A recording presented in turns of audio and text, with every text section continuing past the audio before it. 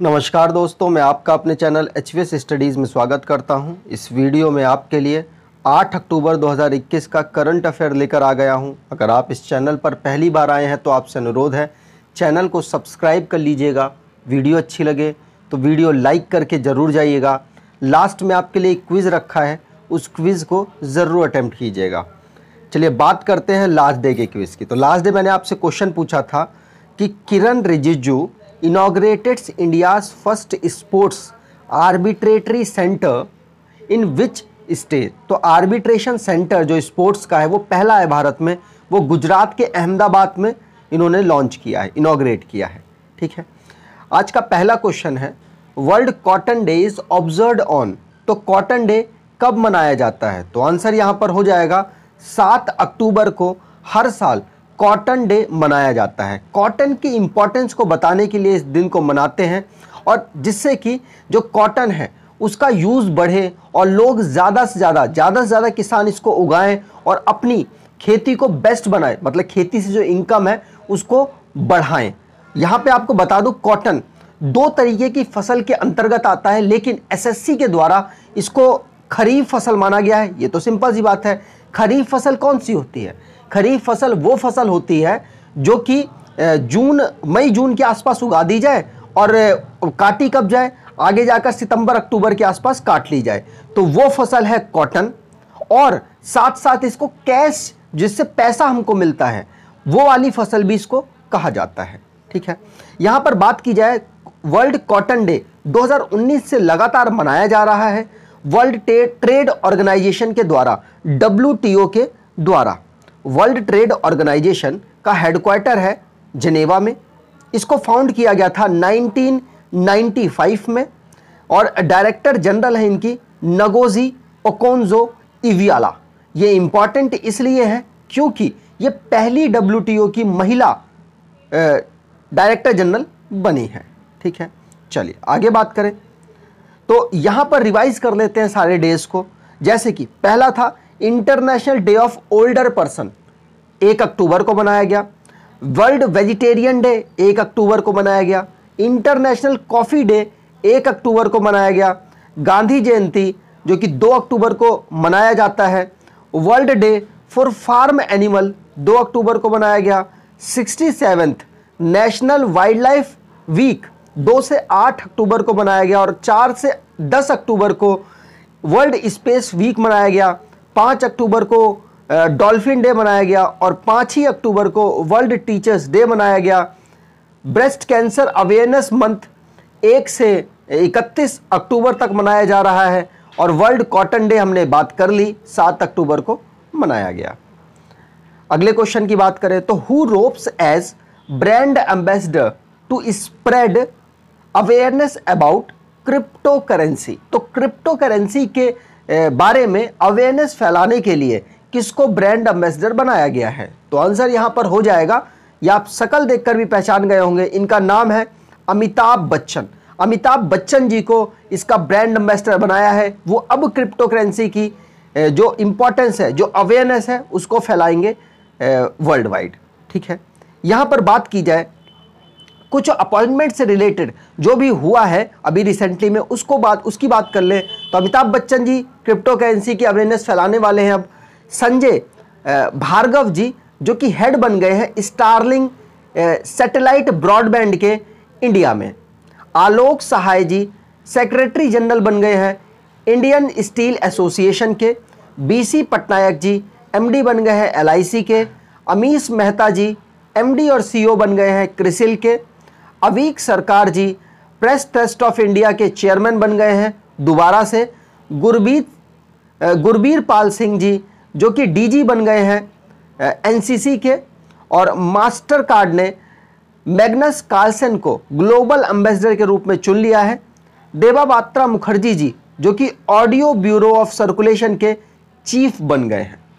आगे बात करें, अगला क्वेश्चन है the Nobel prize in chemistry 2021 was awarded by. तो ये नोबेल प्राइज केमिस्ट्री में किसको दिया गया है? तो आप देख सकते हैं 2 पर्सन्स को दिया गया है। इनका नाम है बेंजामिन लिस्ट और दूसरे हैं डेविड WC मैकमिलन। तो सी ऑप्शन यहां पर सही हो जाएगा। मैं आपको बता दूं कि नोबेल प्राइज की बेस्ट वीडियो आपको, अभी सारे नोबेल प्राइज अनाउंस हो जाए उसके बाद बेस्ट वीडियो आपको इस चैनल पर मिल जाएगी। उससे बाहर किसी भी एग्जाम में चाहे कहीं से भी आप ले लीजिएगा, आपको कहीं नहीं दिखने वाला है। जो मैं वीडियो प्रोवाइड कराऊंगा उसी के आसपास आपको सब कुछ मिल जाएगा, जो भी आपके आने वाले एग्जाम होंगे। यहां पर बात की जाए केमिस्ट्री के फील्ड में कौन देता है, तो royal Swedish academy of science जो ये अवार्ड देती है केमिस्ट्री का, बायोलॉजी का और फिजिक्स का। हमने 3 बात करी है और ये तीनों अभी अवार्ड किसने दिए हैं, royal Swedish academy of science ने। ठीक है, तो यहां पर बात की जाए किनको मिला है अवार्ड, तो मैंने आपको बता दिया बेंजामिन लिस्ट जो कि जर्मनी में है, जर्मनी से बिलोंग करते हैं, और डेविड WBC मैकमिलन जो कि USA से बिलोंग करते हैं। ठीक है, इनको अवार्ड क्यों दिया गया? आप देखिए कैटलिस्ट का नाम सुनते होंगे। कैटलिस्ट क्या होता है? कैटलिस्ट किसी भी रिएक्शन को, रिएक्शन की जो कैपेबिलिटी है उसको इंक्रीज कर देता है। मतलब अगर उसको 2 घंटे में कंप्लीट करना है तो वो क्या करेगा, उसे 1 घंटे में ही कंप्लीट कर देगा, मतलब स्पीड बढ़ा देता है। तो 2 टाइप के कैटलिस्ट हम जानते थे, एक मेटल वाला और एक एंजाइम वाला। लेकिन एक थर्ड टाइप के कैटलिस्ट को इन्होंने डिस्कवर किया है। कौन सा है वो? एसिमेट्रिक ऑर्गेनो कैटलिस्ट जिसका नाम है।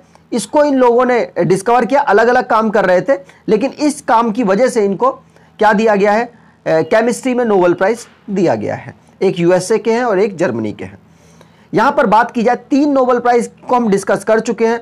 फिजियोलॉजी या फिर मेडिसिन के बारे में उनको मिला है किनको, डेविड जूलियस और आडम पेटापोटियन, दोनों USA से बिलोंग करते थे। नोबेल प्राइज फिजिक्स में मिला है स्यूकोरो मनाबे और क्लॉस हेजालमैन, जियोर्जियो पेरिसी, ये 3 लोगों को मिला है यहाँ पर फिजिक्स में। और आज बात की है हमने बेंजामिन लिस्ट और डेविड WC मैकमिलन को, ये मिला है केमिस्ट्री में। तो ये 3 टाइप के अभी अवार्ड मिले हैं, अभी और मिलेंगे जब ये पूरे 6 फील्ड में दिया जाता है नोबेल। 6 फील्ड में जब मिल जाएगा तो आपको एक वीडियो भी प्रोवाइड हो जाएगी। आगे बात करें, अगला क्वेश्चन है, for which state white onion of Alibag given GI tag? तो मतलब किस स्टेट को व्हाइट ऑनियन जो अलीबाग में उगाई जाती है उसका GI टैग मिला है? तो आंसर यहां पर हो जाएगा महाराष्ट्र। महाराष्ट्र आंसर यहां पर सही है, जो कि व्हाइट ऑनियन का GI टैग मिल गया है। ये क्यों मिला है मैं आपको बता दूं। व्हाइट ऑनियन वैसे क्या होती है, जब आप ऑनियन खाते हैं तो नॉर्मली करकरी सी होती है, आपको ऐसा लगता है कि बहुत बस टेस्ट अजीब सा है, लेकिन इसका टेस्ट है स्वीट। और जब आप इसको काटते हैं ऑनियन को तो आपके आंखों से पानी आता है, लेकिन यहां पर नो टीयर फैक्टर है और साथ साथ मेडिसिन की जो प्रॉपर्टीज है वो भी इसके अंदर इन्वॉल्व है। इसकी वजह से, ये सारी विशेषताओं की वजह से इसको GI टैग दिया गया है, जिसे जियोग्राफिकल इंडिकेशन कहते हैं, फुल फॉर्म है इसकी GI की।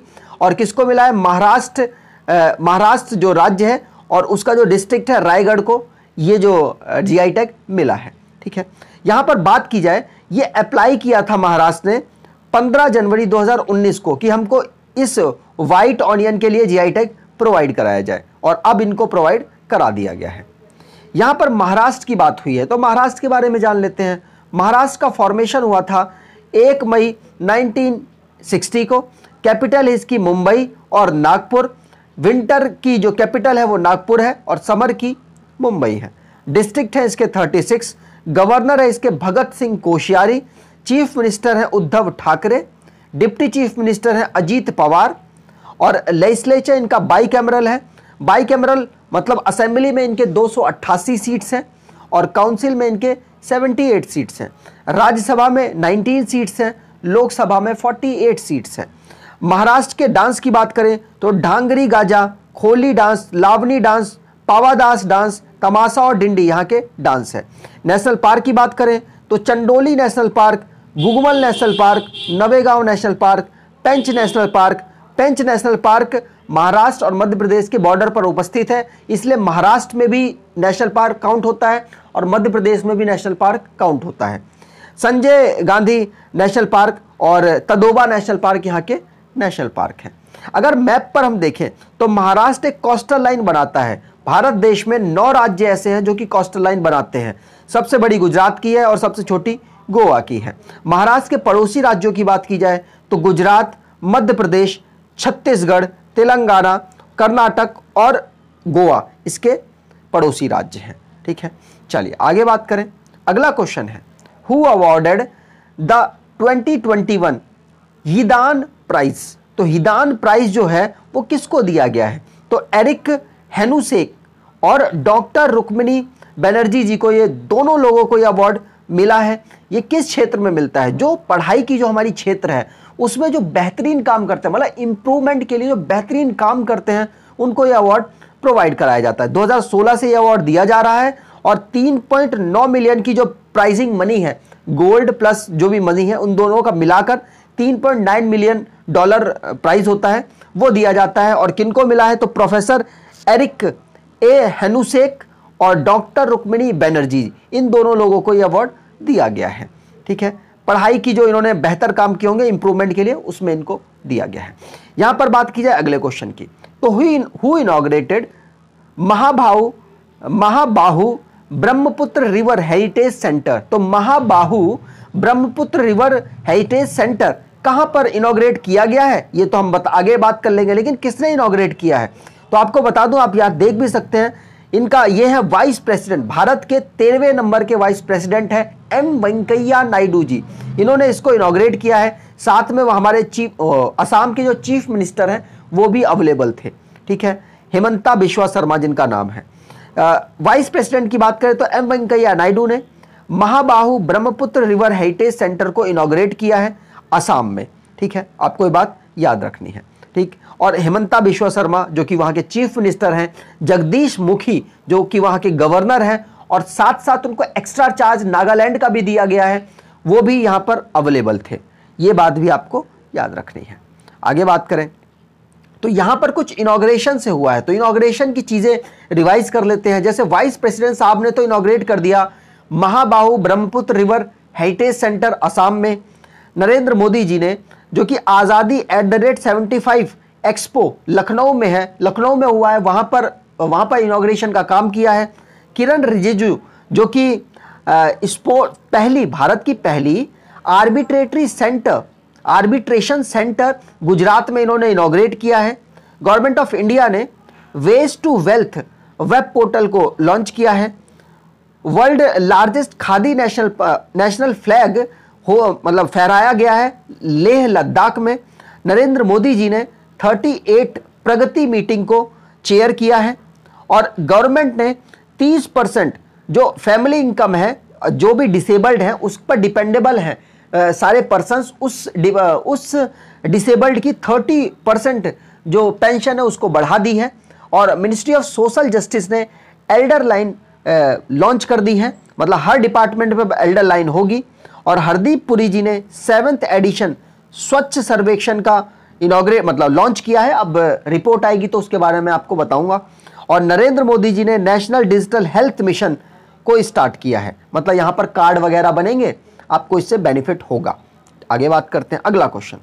इन ISSF जूनियर चैंपियनशिप ऐश्वर्य प्रताप सिंह तोमर विन विच मेडल। तो ऐश्वर्य प्रताप सिंह तोमर कौन सा मेडल ISSF जूनियर चैंपियनशिप में जीत गए हैं? तो ये है ऐश्वर्य प्रताप सिंह तोमर, जो कि गोल्ड मेडल वहां पर जीते हैं।